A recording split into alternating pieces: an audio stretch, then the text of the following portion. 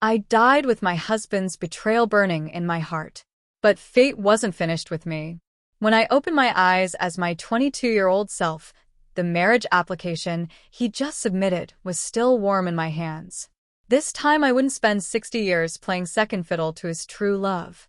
This time I'd rewrite my story. And this time Marcus Sullivan would learn exactly what he had thrown away.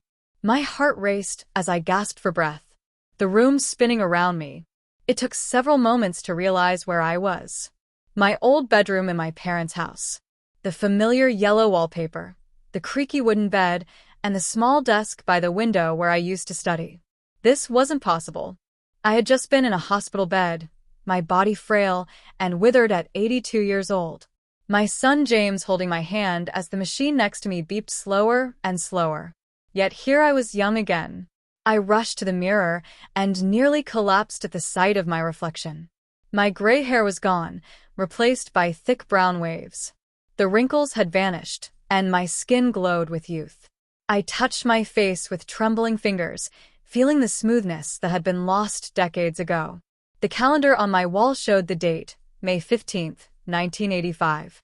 The exact day Marcus had submitted our marriage application. The memories of my past life crashed over me like a tidal wave. 60 years of marriage to a man who had secretly loved another woman. 60 years of raising our son alone while Marcus was conveniently transferred from one military post to another.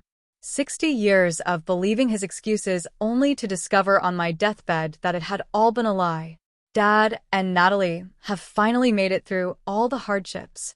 My son had whispered to his aunt, thinking I couldn't hear them. Now they can be together properly. Those words had shattered my world. I had raised this boy, carried him through rainstorms to find doctors when he was sick, stayed up countless nights helping with homework, and now he was celebrating the prospect of my death so his father could be with his true love.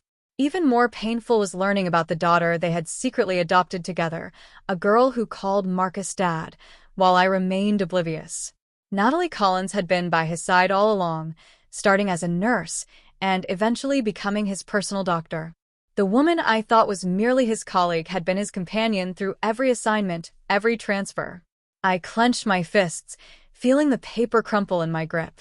The marriage application, I looked down at Marcus's neat handwriting, at our names side by side, as if we belonged together. A bitter laugh escaped my lips.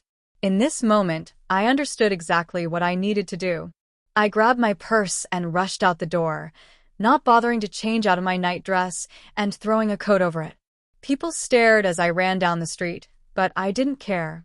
The municipal office was 15 blocks away, and I had to get there before the application was processed. "Can I help you?" the clerk asked when I burst through the doors, panting and disheveled. "The marriage application?" I gasped. "The one submitted this morning for Sophia Chin and Marcus Sullivan. I need it back." The clerk frowned, adjusting her glasses. "You submitted this application this morning, and now you're taking it back in the afternoon. Are you calling off the wedding?" I hesitated for just a moment. Was I really going to change the course of my entire life based on memories that felt more real than the world around me? Yes. Yes, I was. "There was a mistake in the information," I said smoothly. "I'll correct it and bring it back." She seemed to accept this explanation and disappeared into a back room. Minutes later, she returned with the application. As soon as it was in my hands, a weight lifted from my shoulders. This simple piece of paper had dictated the course of my previous life. Not this time. I walked out of the building and immediately tossed the application into a trash bin. No turning back now. In my previous life, I had given up everything for Marcus. My scholarship to Northwestern University, abandoned because he was transferred to the Southern Military District right after our wedding. My dreams of becoming an economist forgotten because his mother conveniently fainted when I mentioned moving away. My independence surrendered because I was pregnant and needed his family's support. As I walked home, I made a silent vow. In this lifetime, I would choose myself. When I returned to my room, I pulled open the bottom drawer of my desk and found it. The acceptance letter from Northwestern, still crisp and untouched. Running my fingers over the embossed university seal, I felt tears well up in my eyes. This opportunity, which I had sacrificed for a man who never truly loved me, was mine again. My mind drifted to Natalie Collins. In my past life, I had only seen her when I was already dying. She had visited me in the hospital, playing the role of the concerned friend when others were around. But when we were alone, her mask slipped. "So what if you held the title of wife?" She had sneered. "The one who was by Marcus' side all these years was me. You were nothing more than a tool to bear his child and a free caretaker for the elders." The memory made me shake with rage. I took several deep breaths, reminding myself that in this timeline, that conversation had never happened. Natalie was probably still a nursing student, and I had the advantage of knowing exactly what she would become. I began preparing dinner, my mind working through all the details of my new plan. I would need money. The Dowie funds could be my starting capital. I would need to secure my place at Northwestern before the semester began.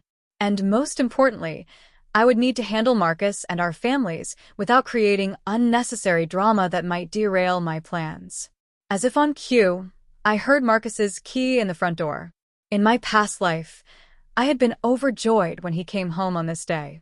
I had prepared his favorite meal to celebrate the submission of our marriage application. I had waited for hours only for him to return late, soaked from the rain and in a terrible mood. Now I knew why. Natalie had somehow fallen into the river and Marcus had saved her. It was their first dramatic encounter, the beginning of their lifelong connection. Marcus entered the kitchen, his clothes dripping wet just as I remembered. His hair was plastered to his forehead, and he looked exhausted.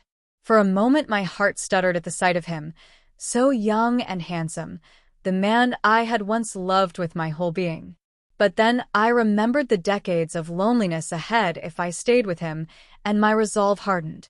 "You're soaked," I observed flatly, continuing to chop vegetables without looking up. Marcus seemed surprised by my tone. In our past life, I had fussed over him, rushing to prepare hot water and dry clothes. "It's raining," he said unnecessarily.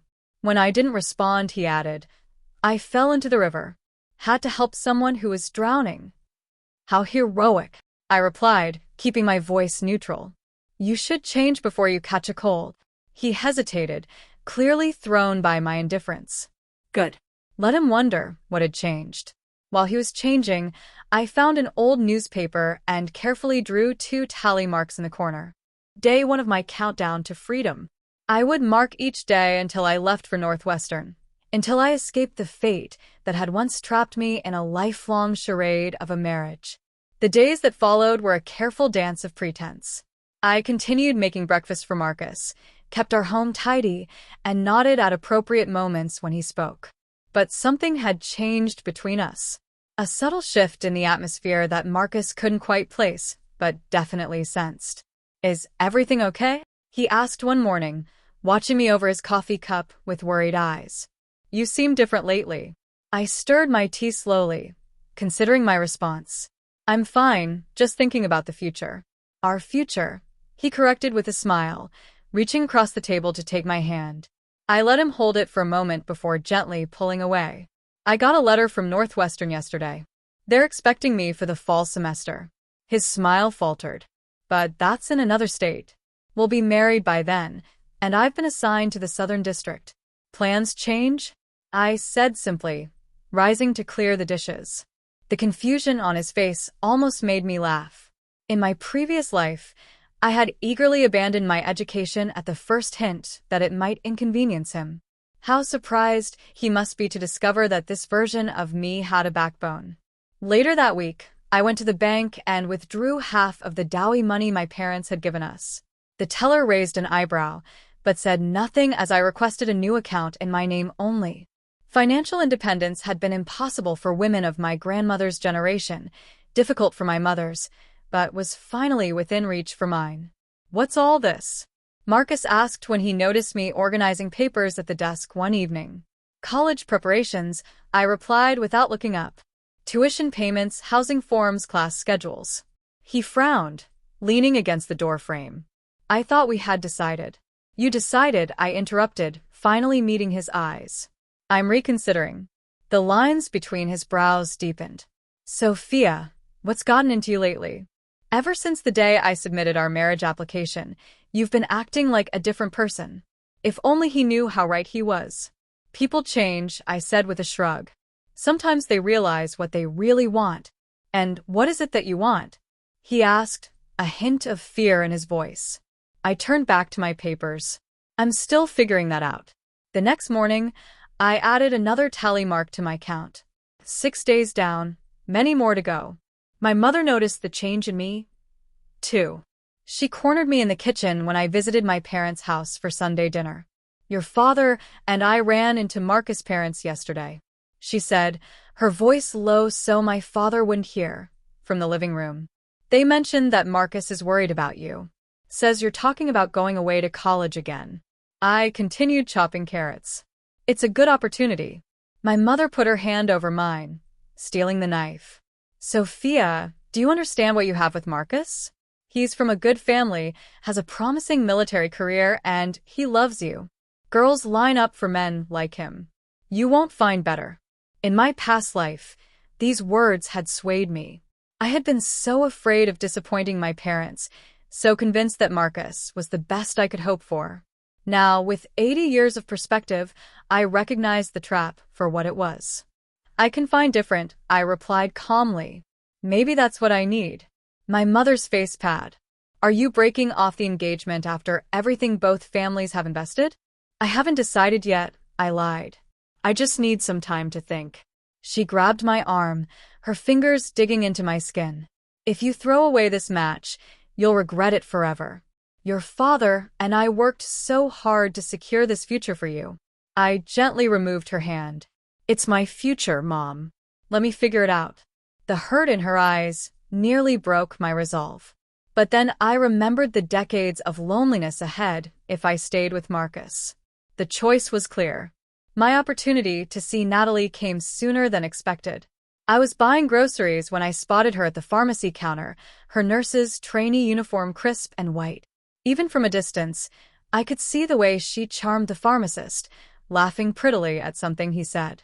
The rage that surged through me was so intense, I nearly dropped my basket. This woman had stolen my life, manipulated my husband, and turned my own son against me. But in this timeline, she was just a nursing student with her sights set on a handsome military officer. Excuse me, I said, stepping up beside her at the counter. Are you Natalie Collins? She turned, surprise evident on her face. Yes. Do I know you? No. I smiled, extending my hand. I'm Sophia Chin, Marcus Sullivan's fiancée. The recognition in her eyes was immediate, followed by a flash of something darker before her expression smoothed into perfect politeness. Oh, Marcus has mentioned you. It's so nice to finally meet you. Her smile didn't reach her eyes. Funny he's never mentioned you, I replied, still smiling. The lie was worth it to see her confidence falter. We've only met a few times, she explained quickly. At the hospital where I train. He came in for a checkup. Of course, I nodded, pretending to believe her. Well, I should get going. I'm making his favorite dinner tonight. Her smile tightened. How nice. I'm sure he appreciates having someone take care of him. Oh, I'm not taking care of him. I corrected her. I'm building a life with him. There's a difference. I walked away before she could respond, feeling oddly satisfied. In my past life, I had never confronted Natalie until it was too late. This small victory felt like the first of many. That night, I dreamed of my old life, of the lonely dinners waiting for Marcus to return from his latest assignment, of the way my son had gradually distanced himself from me, of the whispers I pretended not to hear about the pretty nurse who was always by the captain's side. I woke up sweating, reaching instinctively for the tally marks on my wall. 7 days down, the countdown continued. Marcus was increasingly perplexed by my behavior. He brought home flowers the next day, and when that didn't soften my demeanor, he suggested a weekend trip to the lake where we had first kissed. I can't, I told him. I've promised to help my grandmother with some things around her house. It wasn't a complete lie. I did visit my grandmother that weekend, but my purpose was different than what I implied. Nai, I said, using the Chinese term of endearment as I sat beside her on the porch swing.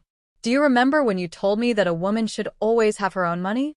My grandmother, wise from her own difficult marriage, nodded slowly. A husband provides, but a wife survives. What if I don't want to just survive? What if I want to live on my own terms? She studied me carefully, her weathered hands folding over mine. Then you must be brave enough to disappoint those who would keep you small, even if it means breaking an engagement. Instead of the shock I expected, my grandmother merely smiled. Marriage without love is just elegant imprisonment, Sophia. Choose wisely. Her words gave me the strength I needed. When I returned home, I began packing away the wedding items I had collected, the red decorations, the ceremonial tea set, the embroidered bedding. Marcus caught me in the act. "What are you doing?" he asked, his voice tight with alarm. "Organizing," I replied vaguely. These things were cluttering up the space. He watched as I placed the items in a large box. "Those are for our wedding." "Maybe," I said, not looking at him. "Or maybe my cousin can use them for hers." His face darkened. "You can't be serious. Our families are counting on this marriage. And what about what I'm counting on, Marcus? What about what I want?" "I thought you wanted me," he said, his voice suddenly small. For a moment, I remembered the man I had loved. Not the one who betrayed me, but the one who had once made me feel special. But that man was a mirage, a performance masking his true feelings. "I wanted the man who would stand by my side," I replied softly. "Not one who would keep me in place while he built a life with someone else." His confusion seemed genuine. "What are you talking about?" "There's no one else." I almost told him everything then. About Natalie, about the future, about the lifetime of lies ahead. But what good would it do? He wouldn't believe me, and I didn't owe him my truth anymore. "If you say so," I said instead, closing the box firmly. The next day, while running errands, I saw them together. Marcus and Natalie standing close outside the hospital. He was handing her something. Money, I realized with a bitter taste in my mouth. The same money he had told me we needed to save for our future. I walked right past them, my head held high. Neither noticed me, too absorbed in their little drama. Later, when Marcus returned home, I said nothing about what I had seen. Instead, I added another tally mark to my count. 8 days down. That night, I heard him on the phone speaking in hushed tones. I didn't need to hear the words to know who was on the other end. In my previous life, I had been blind to the signs. This time, I saw everything clearly. 2 more weeks, and I would be gone from this place, from this life that had once trapped me. Northwestern University awaited, and beyond that, a future entirely of my own making. I had been away visiting my aunt and uncle for 3 days. They lived in a neighboring town where my uncle struggled to make ends meet with odd jobs, while my aunt sold roasted sweet potatoes near the factory entrance. Their humble life was a stark contrast to the comfortable existence my parents had created. But there was an honesty to their struggles that I had always admired. "Business is slow these days," my aunt sighed as I helped her at her street stall. "Not many workers have extra money for snacks." I watched the people walking past, noticing how they lingered at the neighboring stalls selling colorful hair clips and accessories. "Have you thought about selling something different?" I asked. Those hair accessories seemed popular. My aunt shook her head. "I wouldn't know where to get supplies, and starting a new business takes money we don't have." In my previous life, I had watched my aunt and uncle grow old in poverty. But now, with my knowledge of the future, I could help them change their path. "What if I helped you get started?" I suggested. "I have some savings, and I know which items will sell well in the coming years." My aunt looked at me skeptically. How would you know that? I smiled mysteriously. "Let's just say I have good instincts about these things." By the 3rd day, I had convinced my aunt to try selling a small batch of accessories.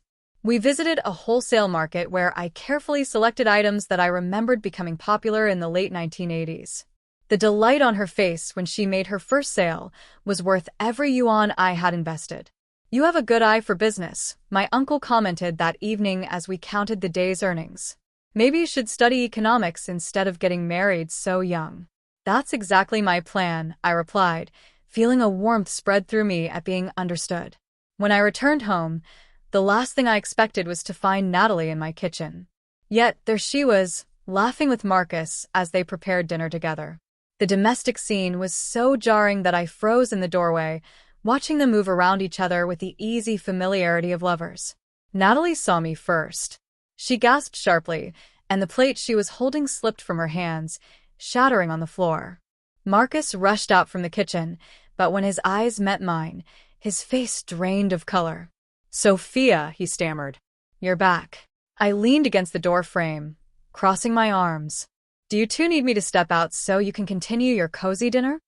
Natalie bit her lip, looking at Marcus with teary eyes before turning to me with an expression of reluctant guilt. "Sophia, it's not what you think." "What I think," I interrupted coldly, "is that you're in my home using my dishes and cooking in my kitchen with my fiancé." "Sophia." Marcus' brows furrowed in frustration. "What's gotten into you?" "Natalie is just a student with no one to take care of her. Since you weren't home, I thought I'd invite her over for dinner. Don't make a fuss over nothing." I glanced at the man standing protectively in front of Natalie. Without hesitation, I stepped forward and slapped him across the face. The sound echoed in the sudden silence. Marcus froze, stunned that I had actually struck him. Behind him, I caught a glimpse of Natalie's lips curling into a satisfied smirk. He thought she was winning. I laughed coldly and walked to the table where I had been keeping my tally marks. I picked up a pen and drew another line. 9 days down. "Get out," I said quietly to Natalie. "And don't come back to this house." She wiped away her fake tears and looked at Marcus, clearly expecting him to defend her. When he remained silent, still shocked by my slap, she gathered her things and left, casting one last pleading look at him over her shoulder. After the door closed behind her, Marcus turned to me, his cheeks still red from my hand. "Sophia, I swear there's nothing between Natalie and me." "Save your lies for someone who believes them," I replied, unpacking my bag as if nothing unusual had happened. "I saw you giving her money the other day." He palled further. "You saw that?" It wasn't what it looked like.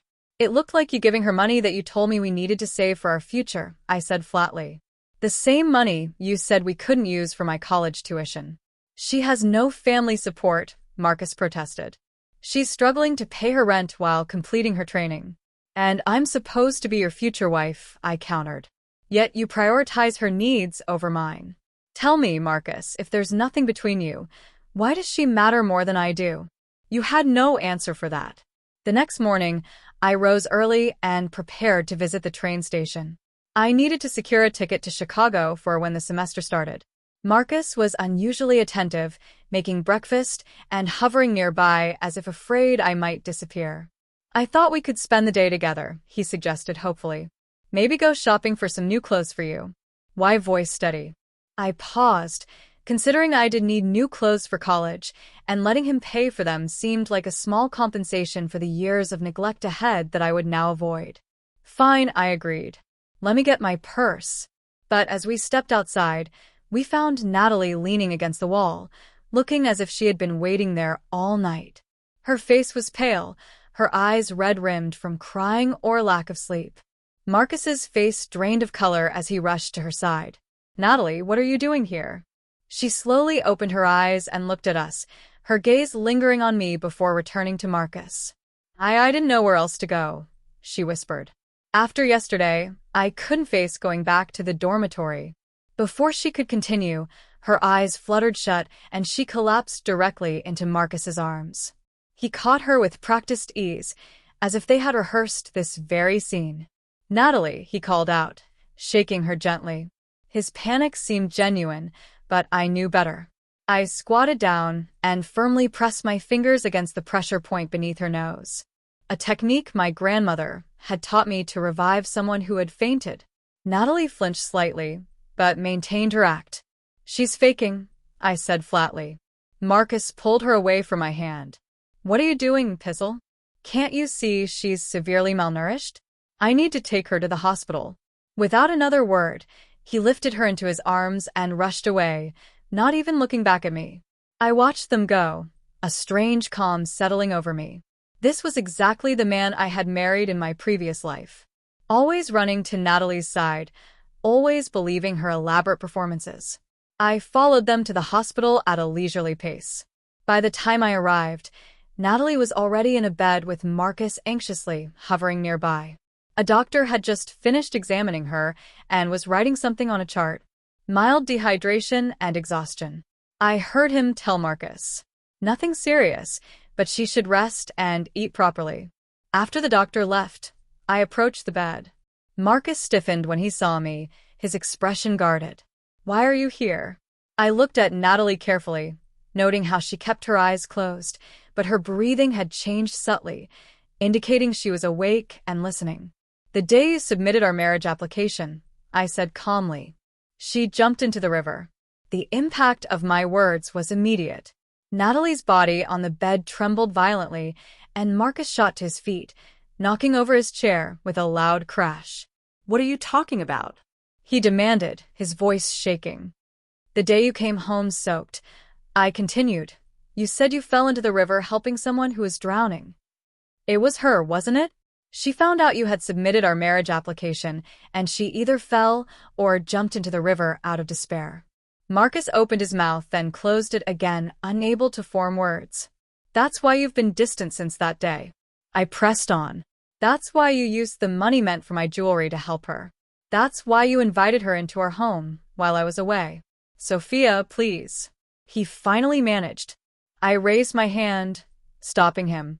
"It doesn't matter anymore. If you don't want to marry me, you can say so, but I won't be the villain in your love story with her." No.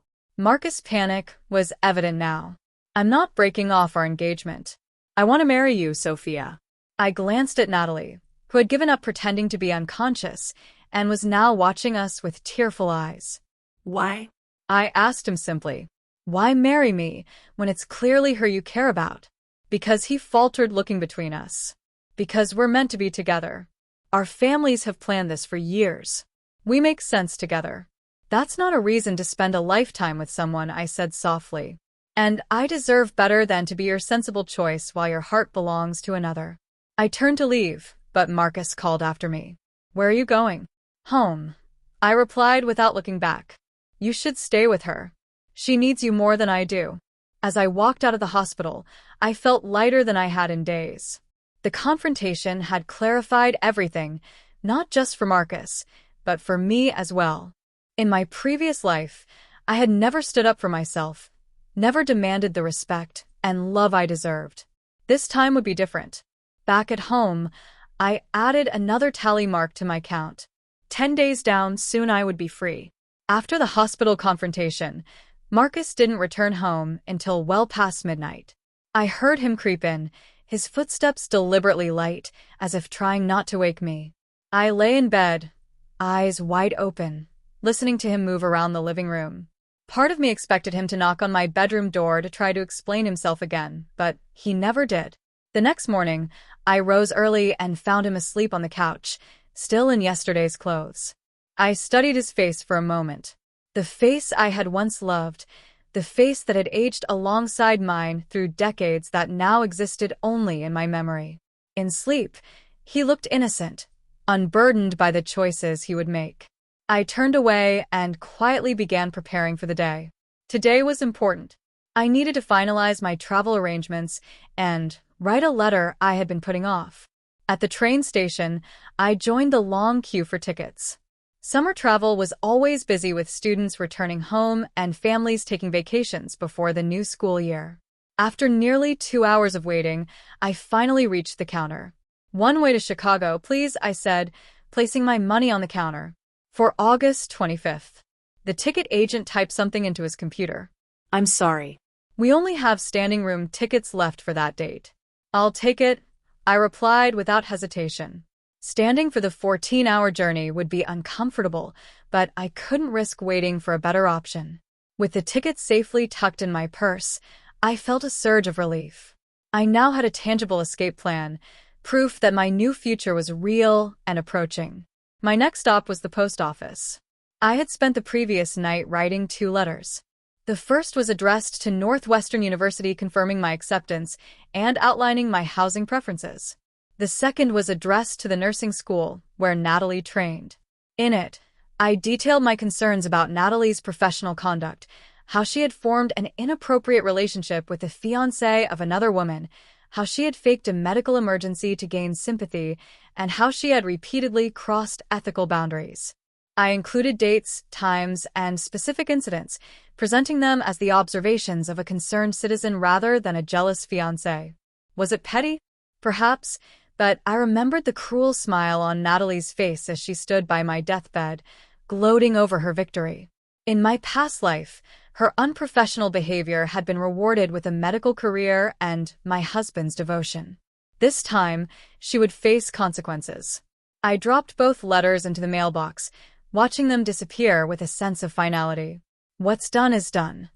When I returned home, I was surprised to find Marcus waiting for me, sitting at the kitchen table with a serious expression. "Where have you been?" he asked, his voice strained. "Out," I replied, simply hanging on my coat. "I had errands to run." He stood up, running a hand through his hair. "Sophia, we need to talk about what happened yesterday." I turned to face him, crossing my arms. "Which part?" "Finding Natalie in our home, her convenient collapse into your arms, or the fact that you stayed with her at the hospital all night."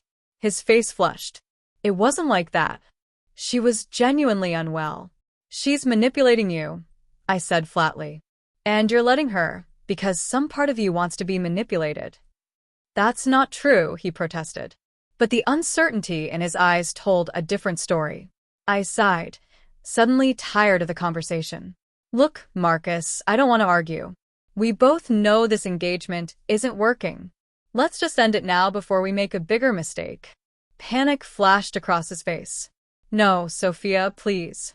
I know I've made mistakes, but I can fix this. I promise I won't see Natalie again." I studied him for a moment. "Why are you so determined to marry me when it's clearly her you have feelings for?" He looked away, unable to meet my eyes. "Our families." "This isn't about our families," I interrupted. "This is about you not having the courage to follow your heart because it's more convenient to do what everyone expects." "That's not it," he insisted, but his voice lacked conviction. "Then what is it? Do you love me, Marcus?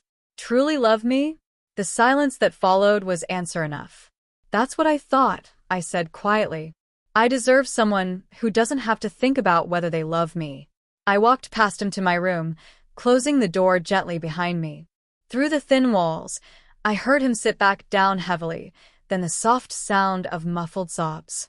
In my past life, I had ignored all the signs, choosing to believe what I wanted to believe.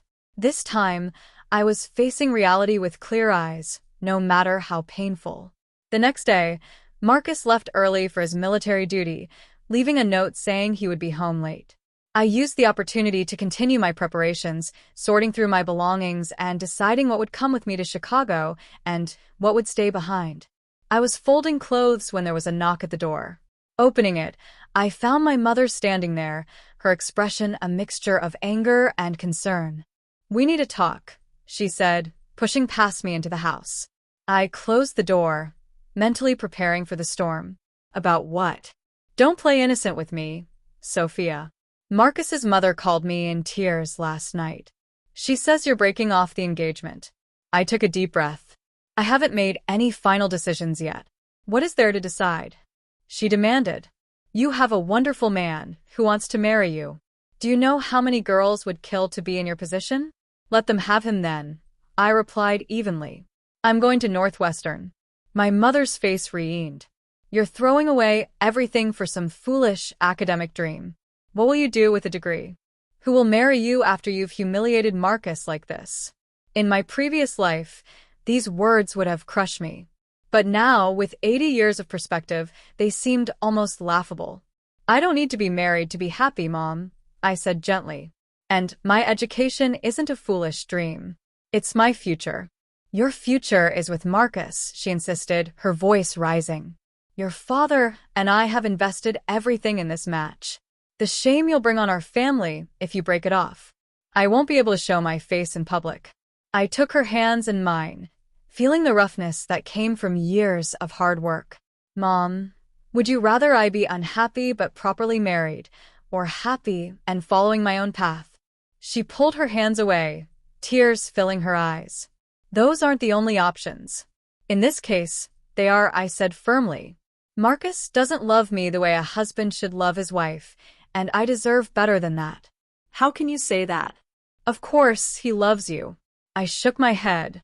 He's in love with someone else. My mother's eyes widened in shock. What?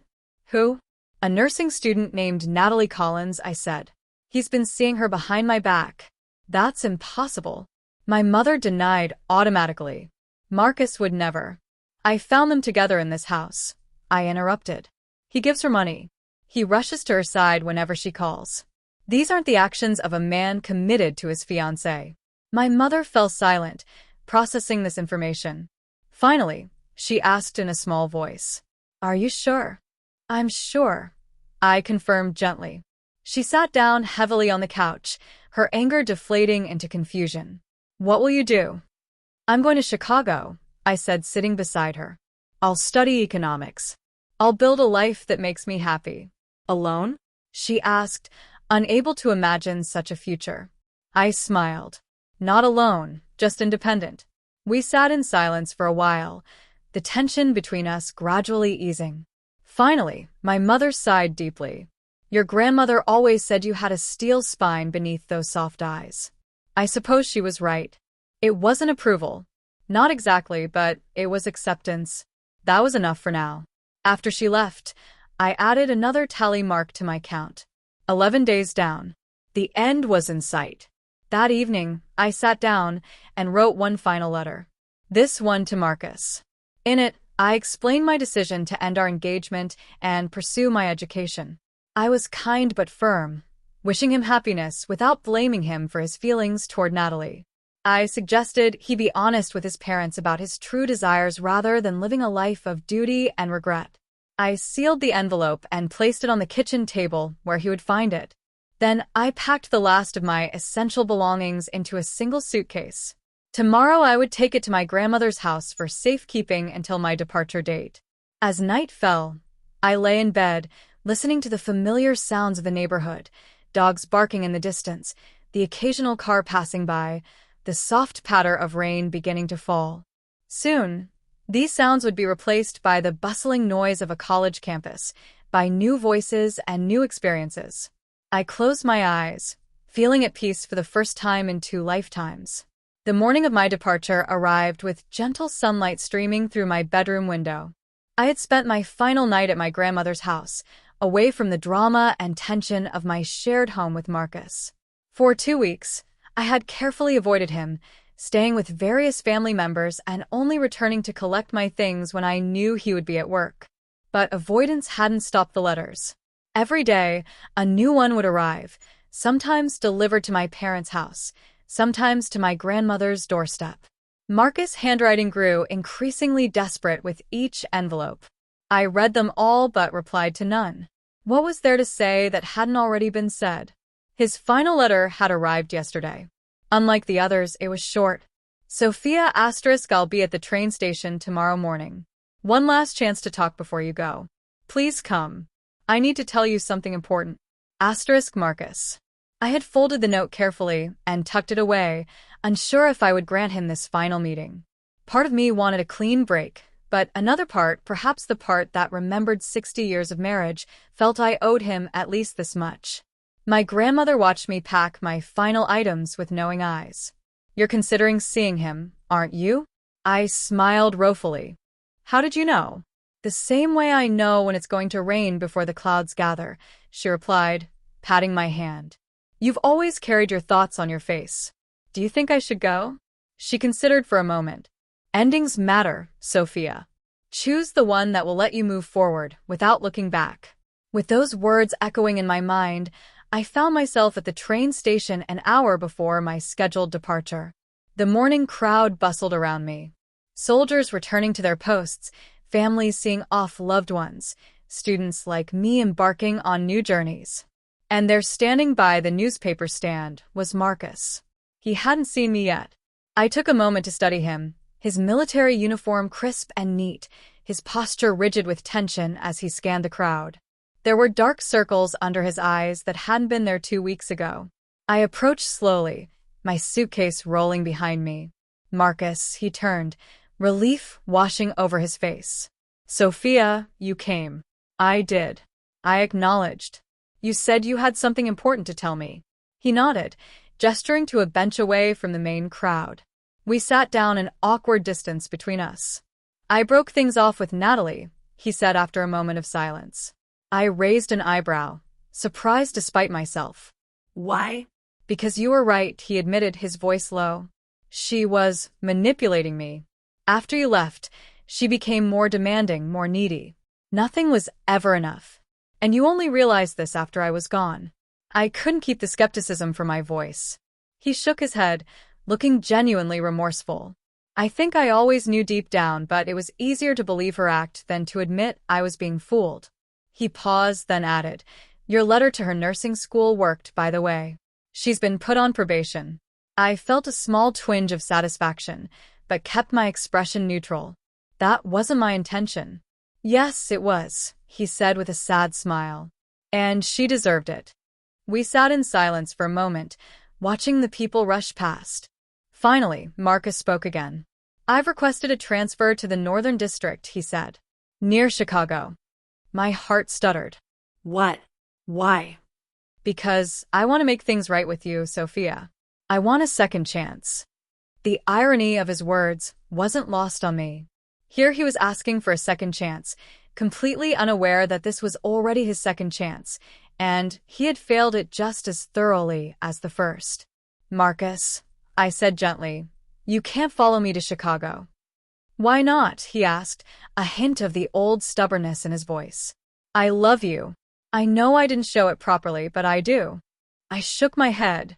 You think you love me because I'm walking away, but that's not love. That's possession. Real love would have seen me for who I am from the beginning. I can do better, he insisted. I know I can. Maybe you can, I conceded. But not with me. The station announcer called for boarding on the Chicago train. I stood up, gripping my suitcase handle tightly. That's my train, I said unnecessarily. Marcus stood as well, his eyes pleading. Don't go. For a brief moment, I saw flashes of our past life together. Our wedding day, the birth of our son, moments of quiet companionship in between the loneliness. But those memories belong to another woman, another lifetime. Goodbye, Marcus, I said firmly, turning toward my platform. He caught my arm gently. Wait, there's something else. I paused, looking back at him. I've been having these dreams, he said, his voice strange and distant. Dreams where we're old, where I made all the wrong choices and lost you. Where there was a woman named Natalie, who he stopped shaking his head in confusion. It sounds crazy, but these dreams feel more like memories, like warnings. A chill ran through me. Was it possible? Could Marcus also remember our past life? What are you saying? I asked carefully. I'm saying I feel like I've lived this before, he replied, his eyes searching mine. And I know somehow that letting you go today will be the biggest mistake of my life. The final boarding call echoed through the station. I had to make a choice. Some mistakes are meant to be made, Marcus, I said softly. Some paths are meant to diverge. With that, I pulled my arm free and walked toward my train, not looking back, even when I heard him call my name one last time. 10 years later, the Chicago Economic Summit was bustling with activity. As one of the keynote speakers, I had spent the morning fielding questions about my latest book on investment strategies for emerging markets. My predictions about certain stocks had proven remarkably accurate over the years, earning me both fortune and reputation. During a break between sessions, I stepped out onto the balcony for some fresh air. The city skyline spread before me, autumn leaves dancing in the wind. A decade had passed since I'd left my hometown, since I'd chosen this path instead of the one dictated by family expectations and social norms. Miss Chin, a voice called from behind me. There's someone here who'd like to meet you. I turned to see my assistant gesturing toward a man in military dress uniform, now decorated with the insignia of a colonel. Marcus Sullivan stood before me, older but still recognizable. Gray had begun to appear at his temples, and lines had formed around his eyes that widened slightly when they met mine. Sophia, he said, his voice thick with emotion. It's been a long time, Colonel Sullivan. I acknowledged with a polite nod. Congratulations on your promotion. Thank you. He glanced at my assistant, who took the hint and discreetly withdrew. Once we were alone, Marcus spoke again. You look well. Success suits you. I smiled. I can't complain. And you? I hear the Northern Military District has thrived under your leadership. It has, he confirmed. Though the Southern District was where I spent most of my career, just like in our previous life, some patterns persisted across timelines, it seemed. Are you married? I asked, curious despite myself. He shook his head. No, there was someone for a while. A doctor named Natalie Collins. I finished for him. He looked surprised. You remember her? I remember everyone, I said simply. Marcus moved to stand beside me at the railing, both of us looking out at the city below. Those dreams I told you about at the train station, he said after a moment. They never stopped. If anything, they became clearer over the years. I remained silent, waiting. In them, we were married for 60 years, he continued. But I was barely present. I was always with Natalie while you raised our son alone. He turned to look at me. They weren't just dreams, were they? The question hung in the air between us. Finally, I spoke. Does it matter now? He considered this. Maybe not. Maybe what matters is that you were brave enough to change the story this time. I nodded, oddly touched by his understanding. And what about your story, Marcus? Did you change it too? A sad smile crossed his face. I tried. I really did. But Natalie and I still found each other, still fell into the same patterns. History repeated itself just without you there to witness it. He paused. She left me for someone else in the end. Poetic justice, I suppose. I'm sorry, I said, and meant it. Don't be. It taught me something important. He looked at me intently. It taught me that you were right to leave. That day at the train station, you said some mistakes are meant to be made. I think you were right. The wind picked up, carrying the sound of my name being called from inside. My next session was about to begin. I should go, I said, preparing to leave. Sophia, Marcus called softly. I just wanted to say thank you. I turned back. For what? For giving me the chance to understand what I lost, he replied. Even if it took another lifetime to learn the lesson. I nodded once, a gesture of acknowledgement and forgiveness before walking back inside to the life I had chosen, the life I had built for myself. As I took my place at the podium, I caught a glimpse of Marcus slipping out of the conference hall. Some souls are bound to meet in every lifetime, my grandmother had once told me. But that didn't mean they were bound to stay together. Some connections were meant to teach rather than last. In one lifetime, I had been defined by Marcus' betrayal. In this one, I was defined by my courage to walk away. This time, I had written my own story.